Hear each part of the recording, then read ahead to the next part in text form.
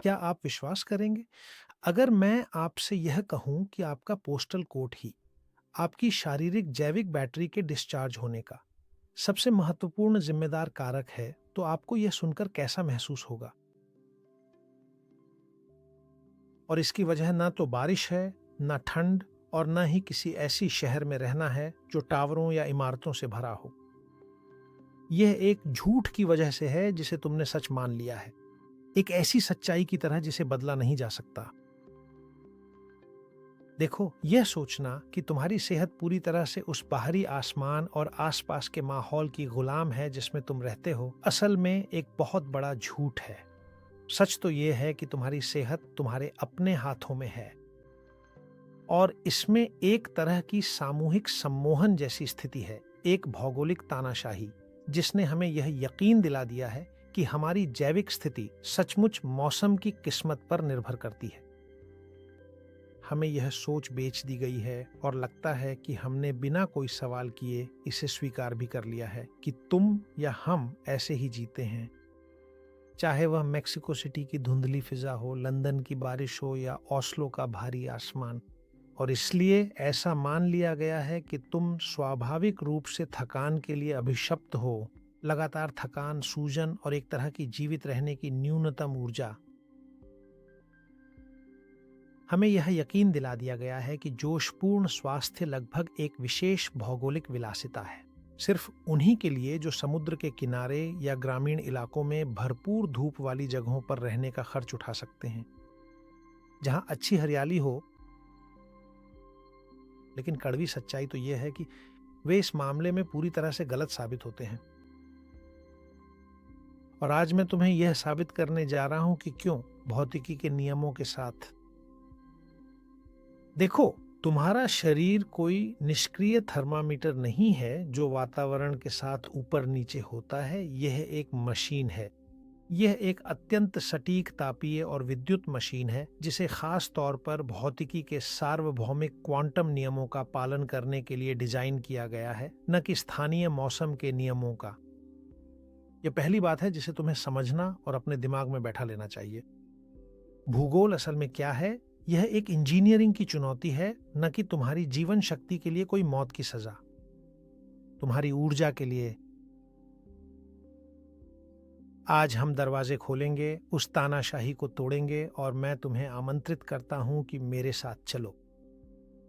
तुम सीखोगे कि जहां छाया है वहां रोशनी कैसे बनाई जाती है और जहां बाकी लोग सिर्फ बादल देख रहे हैं, वहां वोल्टेज को कैसे पुनर्जीवित किया जाता है। मैं तुम्हें लोहे के त्रिकोण से परिचित कराऊंगा, कौशिकीय जल योजन का। ये तुम्हारी काया को ऊर्जावान रूप से आत्मनिर्भर बनाने के लिए अंतिम सुरक्षा प्रणाली है, ताकि तुम जहां भी रहो इससे कोई फर्क नहीं पड़ता। चाहे बाहर बर्फ हो और तापमान -15 डिग्री हो, या उबलता हुआ सीमेंट हो और तापमान -40 डिग्री हो। एक एक्टिएंट यानी एक मरीज का उल्टा, और यही वह है जिसमें तुम्हें बदलना चाहिए। एक एक्टिएंट, न कि एक मरीज। वह सूरज निकलने का इंतजार नहीं करता। जो वह करता है वह यह है कि वह अपने अंदर के उन जनरेटरों को सक्रिय करता है जो उसे विकास ने दिए हैं, ताकि वह ग्रह के किसी भी कोने को जीतने के लिए तैयार रह सके। तो ठीक है, मैं तुम्हें उस मास्टर क्लास में स्वागत करता हूं जहां तुम अपनी बायोमौसम विज्ञान। लेकिन इसमें प्रवेश करने से पहले हम कुछ मिनट निकालकर पुनरावलोकन करेंगे, क्योंकि अगर हम आधार को समझने में चूक गए तो अंत में पूरी इमारत गिर जाएगी और सब बेकार हो जाएगा। जो भी तुम बाद में करोगे उनके लिए, जो अब इस कैथेड्रल के पुनर्निर्माण की श्रृंखला से जुड़ रहे हो। मैं तुम्हें संक्षेप में याद दिला देता हूं इस श्रृंखला के कुछ हालिया एपिसोड्स, ताकि आपको एक नक्शा मिल सके, या अब तक हमने जो नक्शा तैयार किया है उसे जान सकें। वीडियो 10 में हमने खनिज हार्डवेयर स्थापित किया था। हमने समुद्री शैवाल या सिमुस और शिलाजीत के बारे में बात की, लेकिन यहाँ एक महत्वपूर्ण बात याद रखें। इस कैथेड्रल में हम इन्हें केवल फार्मेसी के सामान्य सप्लीमेंट्स के रूप में नहीं देखते, क्योंकि ये उच्च शुद्धता वाले इलेक्ट्रोलाइट्स प्रदान करते हैं। यही वे तत्व हैं जो आपके शरीर को एक सेमीकंडक्टर बनने की अनुमति देते हैं, और इनके बिना आप एक ओपन सर्किट बन जाते हैं। ऊर्जा केवल एक ही स्थान पर पूरी तरह से रुक कर अटक जाएगी और आगे की ओर कोई भी सिग्नल ट्रांसमिशन संभव नहीं हो पाएगा। यह स्थिति बिल्कुल कुछ ऐसी ही होगी जैसे कि आपके पास 1 मिलियन वॉट की क्षमता वाला बहुत बड़ा पावर स्टेशन तो हो, लेकिन उन घरों तक रोशनी पहुंचाने के लिए आपके पास बिजली ले जाने वाले तांबे के मजबूत तार ही मौजूद ना हो। वीडियो 11 में हमने समझा कि पानी, धन्यवाद, यह आपके अंदर केवल H2O का एक पोखर नहीं होना चाहिए। यह एक षटकोणीय तरल क्रिस्टल होना चाहिए, H3O2। और हमने सीखा कि उस सुरक्षात्मक जेल को कैसे बनाना है जिसमें अनानास, चिया, एलोवेरा और अन्य फल या सब्जियां इस्तेमाल होती हैं। और वही जेल तुम्हारी ढाल है, तुम्हारा जैविक कंडेंसर है। यही वह चीज है जो हमें चार्ज को संग्रहित करने की अनुमति देती है। लेकिन यहाँ हर इंजीनियर का अदृश्य दुश्मन आता है, एंट्रोपी, जिसके बारे में हम पहले भी कई बार बात कर चुके हैं। ऊष्मागतिकी का दूसरा नियम कहता है कि जो कुछ भी व्यवस्थित है वह स्वतः ही अराजकता की ओर बढ़ता है। और तुम्हारा संरचित जल एक बैटरी है जो लगातार डिस्चार्ज होती रहती है। और तुम पूछोगे क्यों? तो इसका कारण है जीवन का घर्षण, ऑक्सीडेटिव स्ट्रेस और सबसे बढ़कर हमारे चारों ओर फैली कृत्रिम विकिरण की बमबारी। और वह जेल तुम्हारे उन खनिज तारों से आखिर किस तरह से जुड़ा रहता है? याद रखो, एक्सक्लूजन जोन, EZ। यही तुम्हारे गिरजाघर का सीमेंट है। और इस सीमेंट के बिना खनिजों की ईंटें ढीली पड़ जाती हैं और पानी बस फिर से अराजक, अव्यवस्थित हो जाता है। और यहां मैं तुम्हें एक ऐसी बात बताने जा रहा हूं जो थोड़ी कड़वी लग सकती है, लेकिन तुम्हें समझना चाहिए कि यह बहुत सच है। जानते हो क्यों? बहुत से लोग बहुत महंगे सप्लीमेंट्स और मिनरल्स क्यों लेते हैं और फिर भी 20 मिनट बाद वे उसे पेशाब कर देते हैं? असल में ऐसा इसीलिए होता है क्योंकि उनका सीमेंट पिघल चुका है, उनकी पानी की जालिका बिखर चुकी है और शरीर के पास उन इलेक्ट्रोलाइट्स या सप्लीमेंट्स को शारीरिक रूप से बांधने के लिए कोई जगह नहीं होती जो वे लेते हैं। ध्यान दो इस तकनीकी विवरण पर। SH3O2 जेल अवस्था में पानी की नकारात्मक चार्ज की घनता तरल पानी की तुलना में कहीं अधिक होती है। अगर वह संरचना खो जाती है तो इसका मतलब है कि आपके खनिजों के सकारात्मक आयनों को रोकने की क्षमता भी खो जाती है। अब सवाल यह उठता है कि आखिर वह कौन है जो इस सीमेंट को धीरे धीरे घोलता रहता है? वही है वह एंट्रोपी जिसके बारे में मैंने पहले विस्तार से बात की थी। वही वह असली चोर है। और इसीलिए ताकि यह सीमेंट फिर से तरल न हो जाए, हमें इसके लगातार रखरखाव के लिए निरंतर और भारी मात्रा में ऊर्जा की आवश्यकता पड़ती रहती है। सिर्फ बैटरी बनाना ही काफी नहीं है।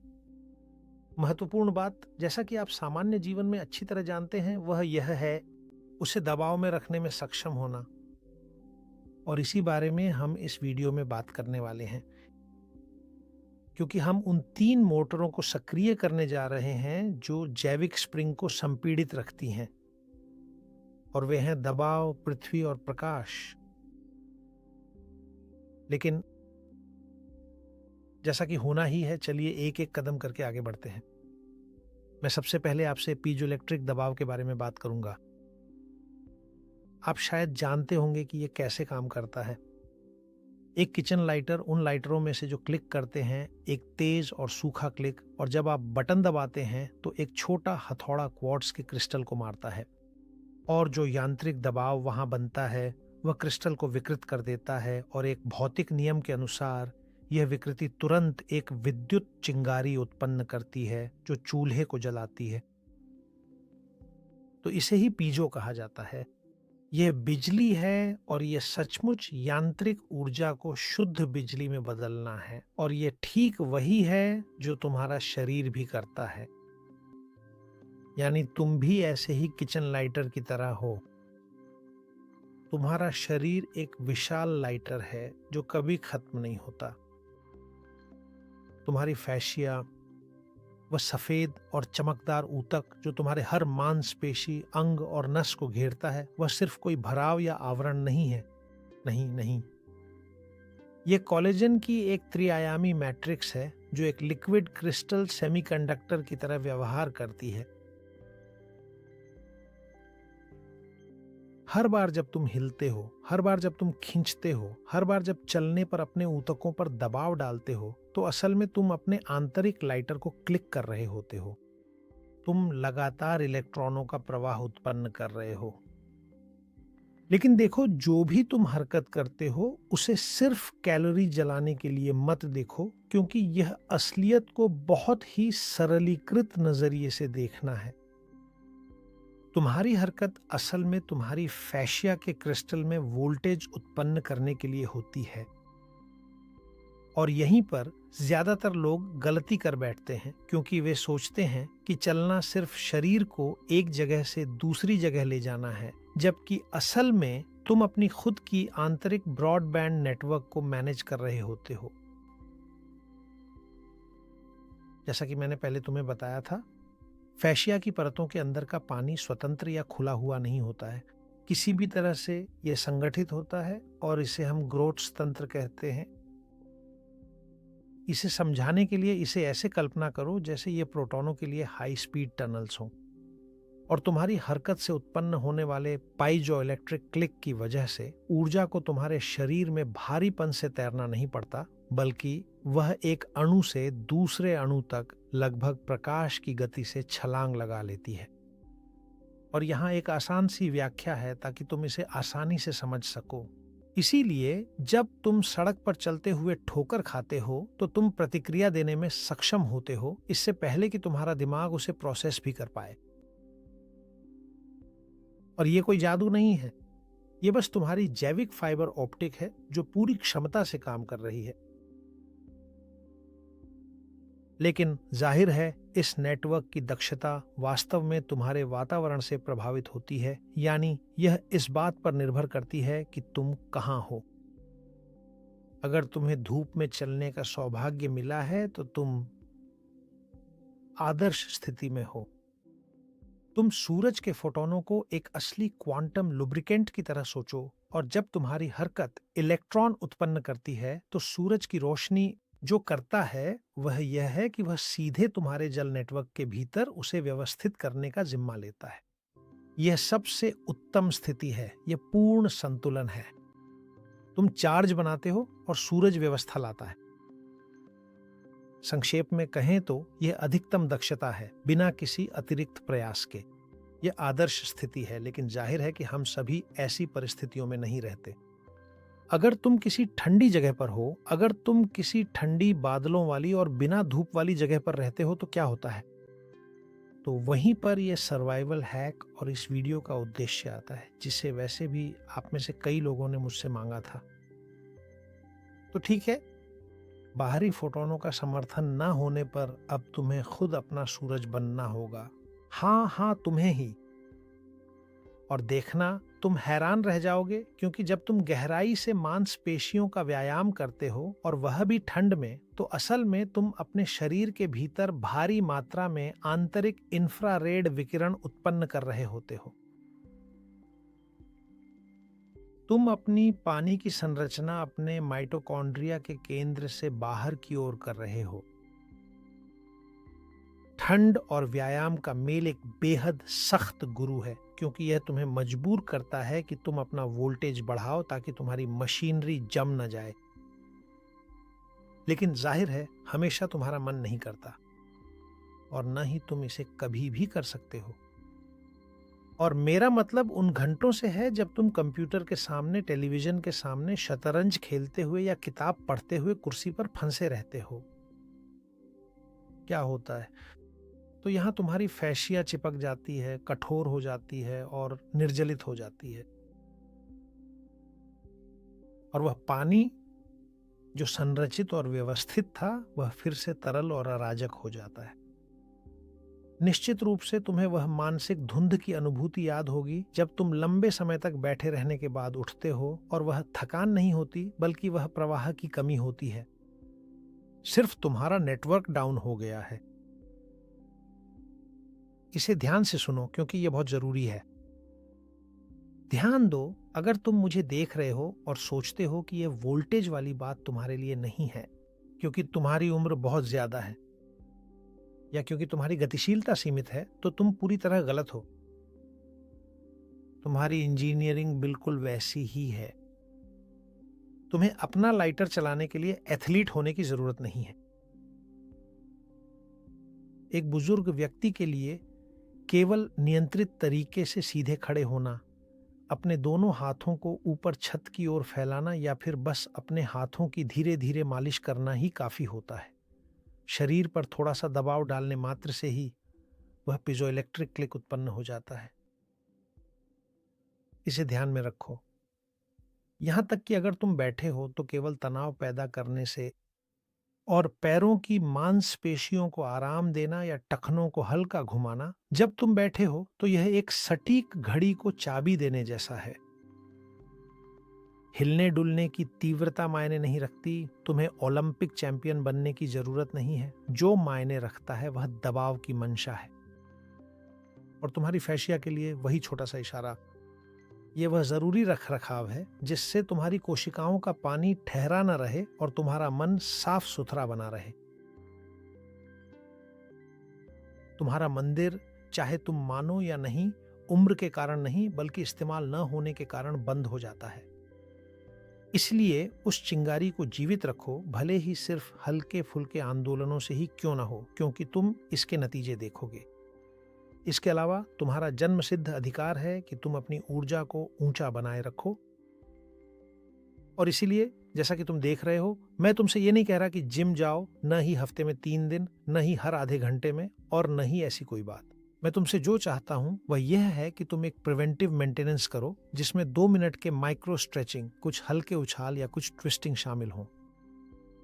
ये जिम्नास्टिक नहीं है, ये बस इतना है कि तुम्हारे लाइटर की क्लिक रुक न जाए, क्योंकि याद रखो ये बात, अगर दबाव नहीं है तो चिंगारी नहीं होगी, और अगर चिंगारी नहीं है तो तुम्हारे मंदिर की रोशनी बस यूं ही बुझ जाएगी। और अब उपरोक्त बात समझाने के बाद मैं तुम्हें खास तरीके से ध्यान देने के लिए आमंत्रित करता हूं, क्योंकि यहां जो मैं तुम्हें बताने जा रहा हूं उसमें अब यही वह जगह है जहां बहुत से लोग असफल हो जाते हैं। देखो, इसका कोई फायदा नहीं है कि तुम अपने मूवमेंट और अपनी फैशिया के साथ एक शानदार बेदाग ऊर्जा जनरेटर बन गए हो, अगर तुम्हारे सिस्टम में अर्थिंग की कोई लीकेज नहीं है। पक्का तुम्हारे घर में तुमने देखा होगा कि प्लग में 3 पिन होते हैं या 2 पिन और एक धातु की पट्टी होती है। तो तीसरी पिन जो बीच में होती है वही अर्थिंग है। अर्थिंग या जमीन से जुड़ाव। और यह सुरक्षा के लिए है, क्योंकि अगर ऊर्जा की अधिकता या शॉर्ट सर्किट हो जाए तो वह अतिरिक्त बिजली जमीन की ओर निकल जाती है, ताकि उपकरण फट ना जाए, या तुम्हें झटका ना लगे, या शॉर्ट सर्किट ना हो जाए और तुम्हारा घर आग ना पकड़ ले। तो ठीक वही होता है जो तुम्हारे घर में होता है, वही तुम्हारे शरीर के साथ भी होता है। आसान भाषा में समझो, बायोफिजिक्स की दुनिया में सकारात्मक चार्ज यानी प्रोटॉन ऐसे हैं जैसे धुआं या वे अवशेष जो कोई फैक्ट्री काम करते समय पैदा करती है। अगर वह सकारात्मक चार्ज जमा हो जाए और बाहर न निकले तो वह अम्लीय हो जाता है। यह तनाव पैदा करता है और आखिरकार तुम्हारे बाकी हिस्सों को ऑक्सीडाइज कर देता है। चिकित्सा विज्ञान में इसे डॉक्टर लोग शारीरिक अंगों में होने वाली सूजन कहते हैं, लेकिन तुम और मैं इसे वैज्ञानिक दृष्टिकोण से केवल इलेक्ट्रिक चार्ज की संतृप्ति ही कहेंगे। इसके विपरीत नकारात्मक चार्ज यानी इलेक्ट्रॉन्स मरहम का काम करते हैं। यह उस फायरमैन की तरह है जो आग बुझाता है। और यहीं पर हमारी मां आती है, प्रकृति। जरा गौर से देखिए, हमारी यह सुंदर पृथ्वी यानी वह अनोखा ग्रह जिस पर हम सब निवास करते हैं, सचमुच में एक अत्यंत विशाल और कभी न खत्म होने वाली एक ऐसी बैटरी की तरह है जो अनगिनत सक्रिय इलेक्ट्रॉनों से पूरी तरह भरी हुई है। यानी वही नकारात्मक चार्ज जिसकी हमें सबसे ज्यादा जरूरत है। वास्तव में यह पृथ्वी हमारे पास उपलब्ध सबसे अद्भुत और शक्तिशाली प्राकृतिक एंटी ऑक्सीडेंट का स्रोत है, और इसके अलावा यह मुफ्त है। और जब मैं यह कहता हूं तो मेरा मतलब है कि जैसे उदाहरण के लिए विटामिन सी को पचाना और प्रोसेस करना पड़ता है, लेकिन पृथ्वी का इलेक्ट्रॉन वह तुम्हारे सिस्टम में प्रकाश की गति से प्रवेश करता है और सूजन के सकारात्मक धुएं को निष्क्रिय कर देता है। और यह वास्तव में एक तात्कालिक विद्युत प्रक्रिया है। लेकिन हमेशा की तरह इसमें भी कुछ समस्याएं हैं जिन्हें पार करना होता है। हमारी आधुनिक जिंदगी में हमारे सामने एक बहुत स्पष्ट डिजाइन की समस्या है। हम लगातार उस चीज में रहते हैं जिसे फेरेडे पिंजरा कहा जाता है। और यहां हम एक छोटा सा विराम लेंगे। माइकल फेरेडे के बारे में बात करने के लिए, जो 19वीं सदी के भौतिकी के एक महान वैज्ञानिक थे। वे 1791 में लंदन के दक्षिण में पैदा हुए थे और उन्हें विज्ञान के इतिहास के सबसे बड़े प्रतिभाओं में से एक माना जाता है। और यह सिर्फ उनके खोजों के कारण नहीं, बल्कि खासकर इसलिए कि वे उन तक कैसे पहुंचे। अगर हम फेरेडे की बात करें तो कह सकते हैं कि वे आधुनिक बिजली के जनक हैं। और कई अन्य चीजों के अलावा, उदाहरण के लिए, उन्होंने विद्युत चुंबकीय प्रेरण की खोज की। लेकिन हम यहां इस पर रुकने वाले नहीं हैं। मैं बस उन्हें एक छोटी सी श्रद्धांजलि देना चाहता था। आज हम उस चीज के बारे में बात करेंगे जिसे फेरेडे पिंजरा के नाम से जाना जाता है। फेरेडे ने यह सिद्ध किया कि एक विद्युत क्षेत्र एक खोखले चालक के अंदर प्रवेश नहीं कर सकता। और ताकि आप मुझे बेहतर समझ सकें, उन्होंने यह खोजा कि अगर आप धातु के एक डिब्बे में चले जाएं तो विद्युत संकेत बाहर ही रह जाते हैं और उसे पार नहीं कर सकते। और हुआ यह है कि हमने ठीक इसका उल्टा किया है। यानी हम उसी डिब्बे के अंदर हैं। हमने खुद को कंक्रीट और कांच के डिब्बों में बंद कर लिया है जो हमें अलग थलग कर देते हैं पृथ्वी की अच्छी ऊर्जा से, जबकि इसके विपरीत ये हमारे चारों ओर मौजूद उपकरणों का सारा शोर अंदर ही फंसा लेते हैं।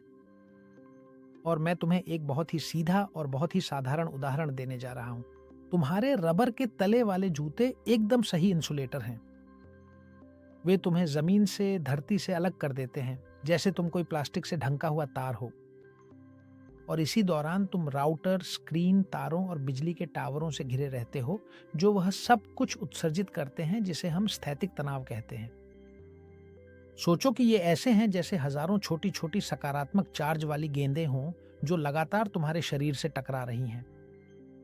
और अब याद करो जो मैंने कहा था, अगर तुम धरती को नहीं छूते तो वह सकारात्मक चार्ज बाहर निकलने का कोई रास्ता नहीं पाता, वह वहीं रह जाता है। वह तुम्हारी त्वचा और ऊतकों में जमा हो जाता है और तुम्हारे लिक्विड क्रिस्टल को पिघलाना शुरू कर देता है। ये सचमुच एक गंभीर समस्या है। क्या तुम्हें वह संरचित पानी H3O2 याद है जिसके बारे में मैंने थोड़ी देर पहले बताया था? तो वह परिपूर्ण व्यवस्था दरअसल जुड़े रहने के लिए इलेक्ट्रॉनों की जरूरत होती है। और जब स्थैतिक तनाव तुम्हें प्रभावित करता है तो वह तुम्हारे पानी से इलेक्ट्रॉन छीन लेता है। क्रिस्टल टूट जाता है और वह साधारण, तरल और अव्यवस्थित पानी बन जाता है। सीधे शब्दों में कहें तो तुम अपने आंतरिक बैटरी को केवल अपने ही अलगाव के कारण खो रहे हो। तो अब तुम जानते हो कि तुम स्थैतिक चार्ज से भरे हुए हो और तुम्हारे रबर के जूते उसे बाहर निकलने नहीं देते। और जैसे तुमने समझा है कि कैसे जिन विशाल इमारतों में हमें अक्सर रहना पड़ता है, वे भी हमें प्रोटॉन छोड़ने और इलेक्ट्रॉन प्राप्त करने की संभावना से दूर कर देती हैं। तो अब सीधे मुद्दे पर आते हुए मैं तुम्हें कुछ आसान बचाव उपाय बताने जा रहा हूं, और ये वाकई बहुत आसान है। पहला है हाई फिडेलिटी रीसेट। जैसे मैं क्या कहता हूं, गले लगाना धरती का। और सबसे आसान जो तुम कर सकते हो वह है बस प्राकृतिक जमीन ढूंढना, अपने जूते उतारना, गीली घास पर नंगे पांव चलना, या अगर तुम समुद्र के पास हो तो समुद्र तट की रेत पर चलना। और तुम मुझसे पूछोगे क्यों ये गीली होनी चाहिए? बहुत आसान है, क्योंकि खारा पानी या नमी इलेक्ट्रॉनों के लिए सुपर हाईवे की तरह होती है।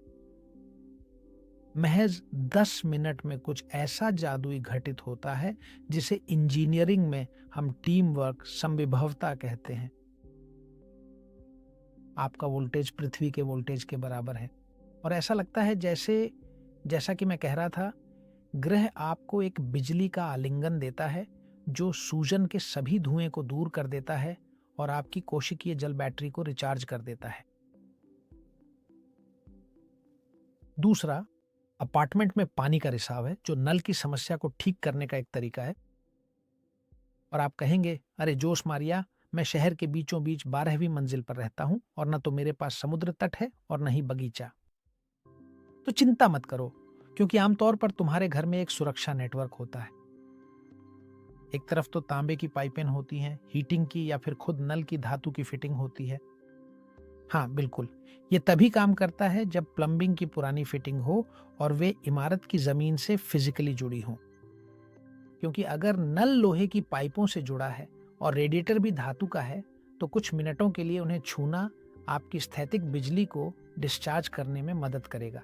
लेकिन अगर आपको यकीन नहीं है कि इमारत की फिटिंग्स आपके उद्देश्य को पूरा करने में सक्षम हैं और आप एक कदम आगे जाना चाहते हैं, तो आजकल, क्योंकि आपकी इमारत में जरूर वह तीसरा छेद होगा जो अर्थिंग के लिए होता है, ऐसी अर्थिंग मैट्स उपलब्ध हैं जिन्हें सीधे आपके सॉकेट के अर्थिंग पॉइंट से जोड़ा जा सकता है।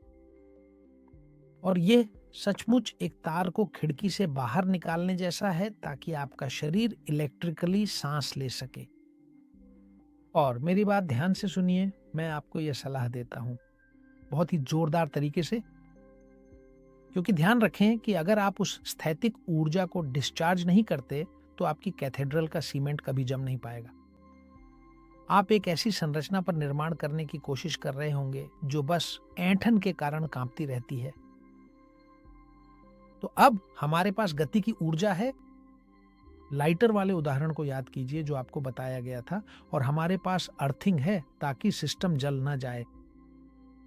लेकिन अभी भी हमारे पास कुछ कमी है। सवाल यह है कि वह ताकत कहां से आती है जिससे पानी संगठित रहता है और बिखरता नहीं है। तो अब मैं आपको अदृश्य ईंधन के बारे में बताने जा रहा हूं। डॉक्टर जेराल्ड पोलाक ने खोज की, धन्यवाद, कई चीजें, लेकिन उन्होंने अन्य बातों के अलावा एक चौंकाने वाली चीज की खोज की। पता चला कि हमारे कोशिकीय जल को प्रकाश खाना पसंद है। हाँ, जैसा कि आप सुन रहे हैं, वह प्रकाश को खाता है। लेकिन ऐसा मत सोचो कि वह पूरा इंद्रधनुष खा जाती है, क्योंकि वह बहुत चयनशील है। जो वह करती है वह यह है कि एक इंजन को चालू करती है जो तुम्हारे पानी को काम पर लगा देता है, और इसे हम जानते हैं निकटावर्त।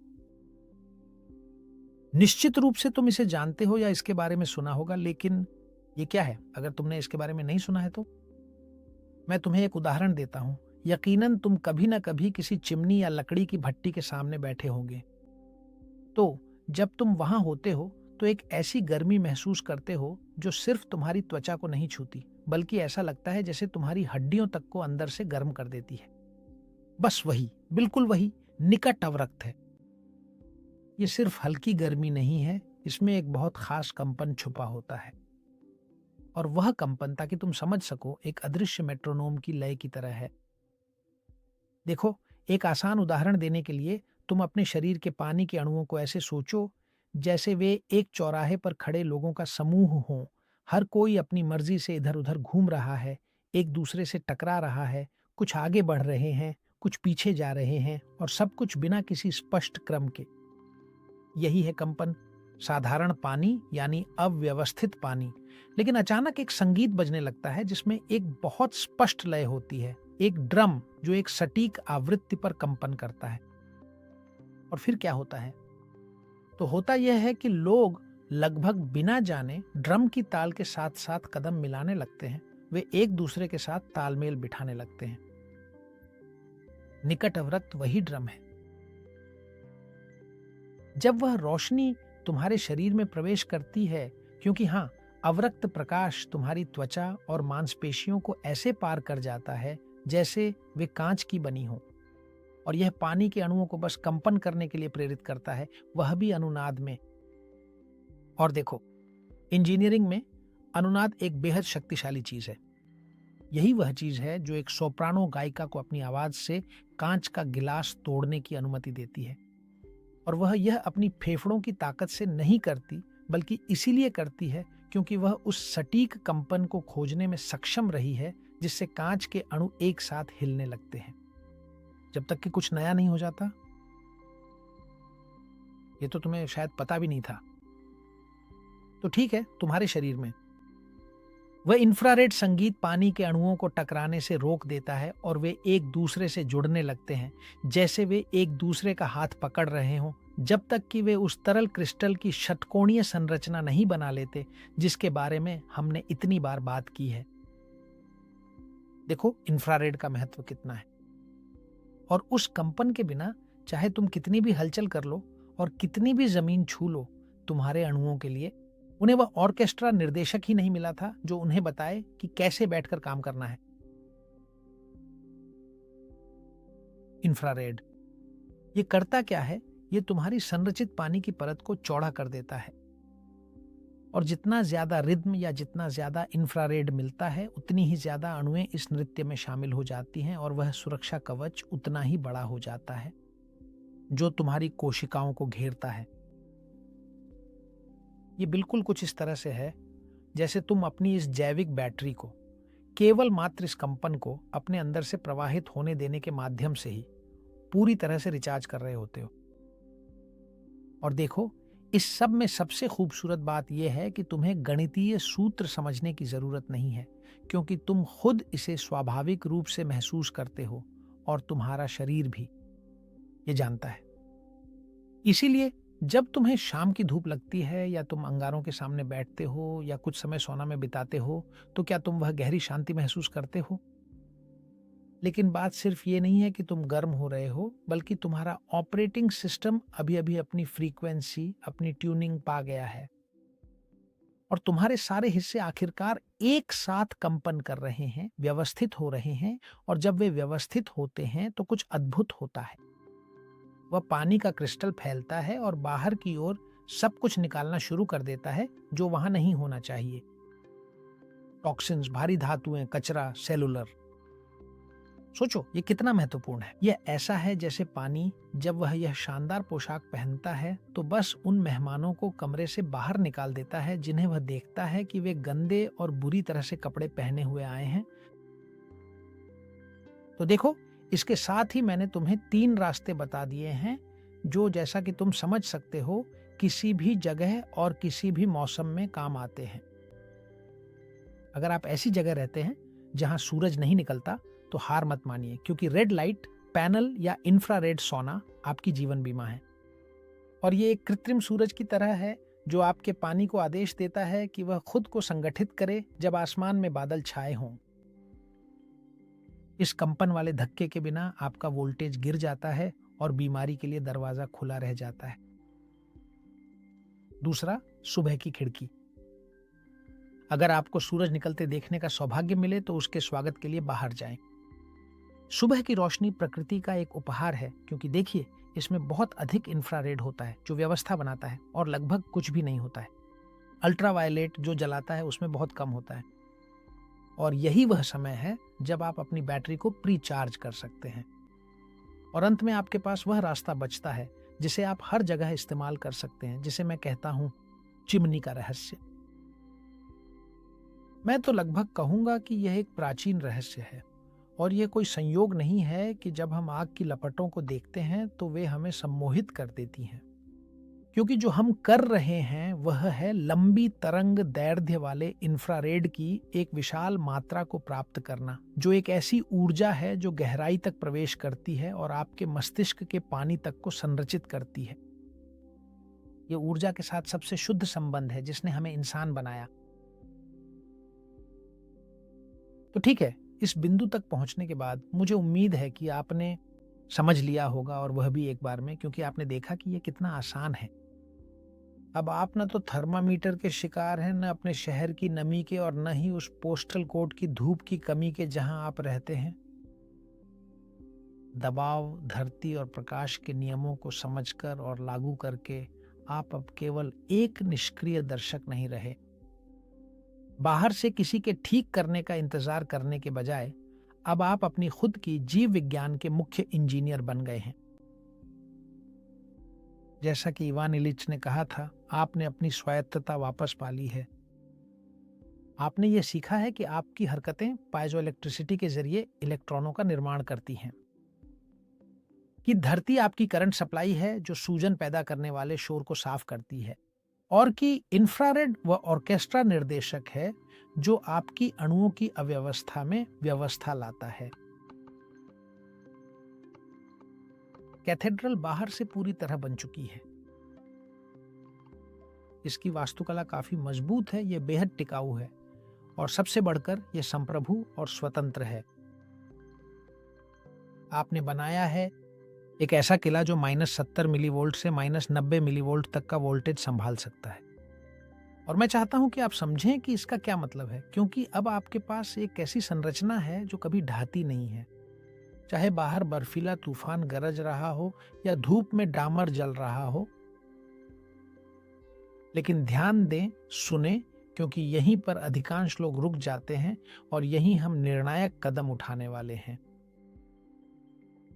क्योंकि एक खाली कैथेड्रल, चाहे उसकी ज्यामिति कितनी भी परिपूर्ण क्यों ना हो, असल में सिर्फ ठंडा पत्थर है। और असली जीवन के लिए, उद्देश्य के लिए और खिड़कियों में रोशनी के लिए हमें सबसे महत्वपूर्ण सवाल का जवाब देना होगा। इसका क्या उपयोग है? सारा ये वोल्टेज किस काम का है? क्यों? हमने ये सब क्यों किया है? हमने हर खनिज तार और हर पानी के क्रिस्टल को फिर से बनाने की इतनी परेशानी क्यों उठाई है? देखिए, हमने ये सिर्फ इसलिए नहीं किया कि आपको कुछ भी दर्द ना हो। हमने ये इसलिए किया है क्योंकि वोल्टेज ही आपकी स्वतंत्रता का बजट है, आपकी आजादी का। अगले वीडियो में, जो इस पुनर्निर्माण श्रृंखला का आखिरी वीडियो होगा, हम देखेंगे कि आज आपने जो अतिरिक्त ऊर्जा संचित करना सीखा है, वही आपको अपने आवेगों की कठपुतली बनने से रोककर अपने भाग्य का मालिक बनने की अनुमति देती है। मैं हमेशा आपसे मानव गरिमा की बात करता हूं, और यही सबसे महत्वपूर्ण है। हम जीव विज्ञान, स्वतंत्रता और इस पर बात करेंगे कि कैसे उच्च वोल्टेज ही आपको स्थिर रखने का एकमात्र तरीका है, आपकी गरिमा बनाए रखने का। पुनर्निर्माण तैयार है, हार्डवेयर पूरी तरह से तैयार है। अब तैयार हो जाइए, क्योंकि हम सीखेंगे कि कैथेड्रल में कैसे निवास करना है और राजा को उसके सिंहासन पर कैसे बैठाना है।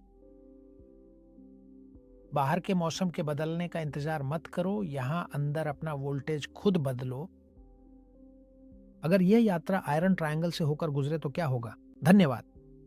क्या इससे आपको यह समझने में मदद मिली है कि आपका स्वास्थ्य आपके ज्ञान में निहित है, न कि आपके भूगोल में? अगर आप इसे मेरे साथ साझा कर दें तो क्या आप मुझ पर बहुत बड़ा उपकार करेंगे? मेरी मदद करें ताकि कोई और अपने परिवेश का कैदी जैसा महसूस न करे, और हर कोई उस चिंगारी को फिर से प्राप्त कर सके जो वास्तव में उसकी है।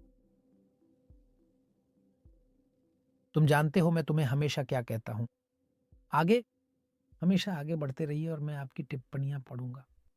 बहुत बहुत धन्यवाद।